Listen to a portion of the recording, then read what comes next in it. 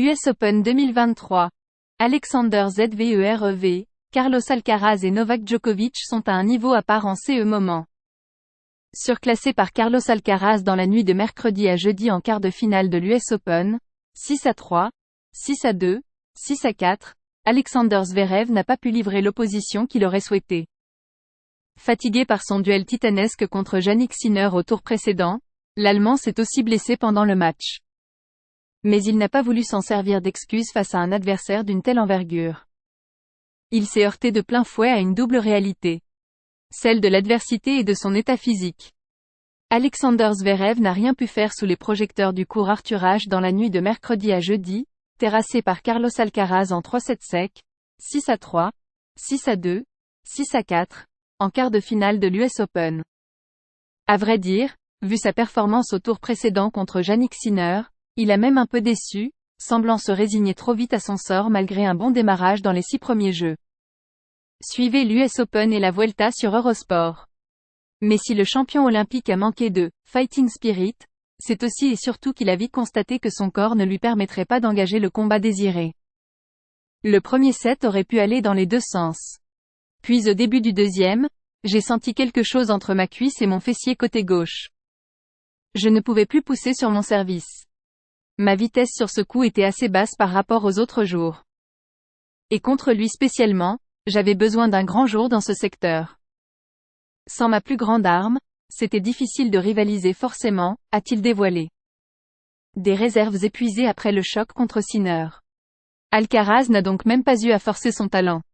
Et si l'on est tout à fait honnête, le scénario était à craindre. Car Zverev avait beau s'estimer, de retour, après son triomphe au bout de la nuit voici 2 jours contre Jannik Sinner, il avait dépensé tant d'énergie pour s'offrir l'Italien que la suite semblait compromise. Surtout dans les conditions de chaleur humide extrême et étouffante que tous les joueuses et joueurs subissent actuellement à New York. Nous étions tous les deux finis physiquement après ce match. Les faits sont là. Avec Jannik, il me semble qu'on a fini à 1h30 du matin après avoir joué 4h40. Vu l'ampleur du combat, je pense que j'ai plutôt bien récupéré. Mais ce n'était pas assez pour être compétitif aujourd'hui, mercredi, a jugé l'Allemand.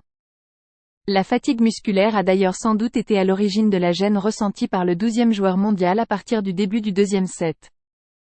Les autres doivent rattraper leur retard, c'est aussi simple que ça.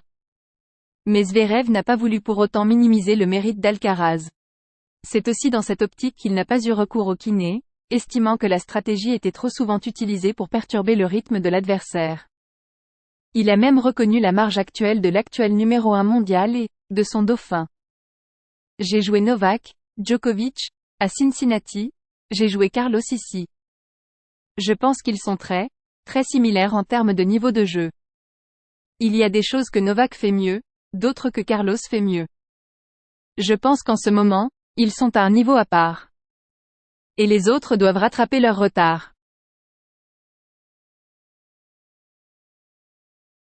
Voici quelques jours, l'Allemand, qui retrouvera le top 10 la semaine prochaine un peu plus d'1 an seulement après sa grave blessure à la cheville, s'était agacé de la « hype » autour d'une éventuelle finale Alcaraz-Djokovic.